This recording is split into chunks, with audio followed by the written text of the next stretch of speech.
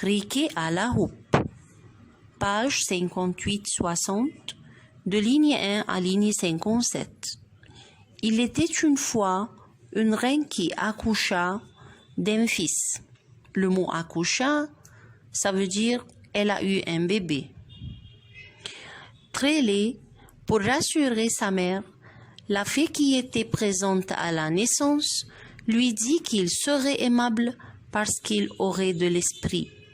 Et on a expliqué que quelqu'un qui a de l'esprit, ça veut dire quelqu'un qui a de l'intelligence. Et la fée lui fait un don. Il peut donner de l'esprit, de l'intelligence à la personne qu'il aime le plus. Riquet vint au monde avec une petite houppe, une mèche dressée sur la tête. C'est pourquoi on l'appelait Riquet à la houppe, car Riquet était le nom de famille. 7 ou 8 ans plus tard, la reine d'un royaume voisin eut 2 filles tout à fait opposées. L'aînée, la première, selon la même fée, serait belle comme le jour, mais elle n'aurait pas d'esprit, elle sera stupide. Et on apprit dans l'autre histoire comme qui?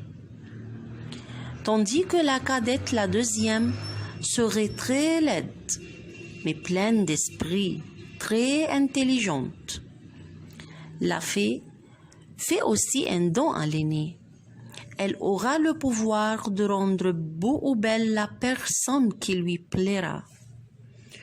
Au fur et à mesure que les 2 princesses grandissaient, leurs qualités se développaient et leurs défauts augmentaient. On parlait partout de la beauté de l'aînée et de l'intelligence de la cadette. Mais la cadette s'enlaidissait. Ça veut dire elle devient de plus en plus laide. Et l'aînée devenait plus stupide.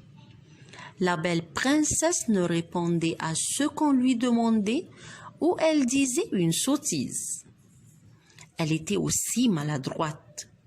Elle cassait les assiettes en les rangeant et répandait de l'eau sur ses habits en buvant. Le mot répandait, ça veut dire fait tomber ou elle s'inonde de l'eau sur ses habits. Dans toutes les compagnies, on ne s'intéressait qu'à la plus intelligente, celle qui a le plus d'esprit. Et la belle princesse était délaissée de tout. Elle était malheureuse de voir que tout le monde s'était rangé autour de sa sœur. Sa mère, la reine, lui faisait de reproches, ce qui faisait mourir de douleur cette pauvre princesse. Après la lecture, vous avez 2 consignes. La première est la suivante. Lisez le texte de la page 58 à la page 59, jusqu'à la ligne 35 qui lui plaira, puis répondez aux questions. Sait-on exactement quand cette histoire se déroule? Par quelle formule le conte commence-t-il? Qui sont les personnages? À quel détail physique Riquet doit-il son nom? Quel don reçoit-il de la fée? La deuxième consigne, lisez le texte de la page 59.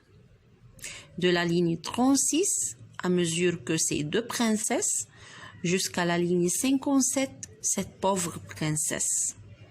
Puis répondez aux questions suivantes. Les 2 princesses sont-elles nommées? Par quels mots sont-elles désignées? Dressez le portrait de ces 2 sœurs en vous appuyant sur le texte. Laquelle des 2 princesses semble-t-elle favorisée? Pour quelle raison?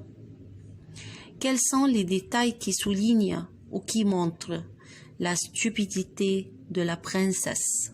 Merci.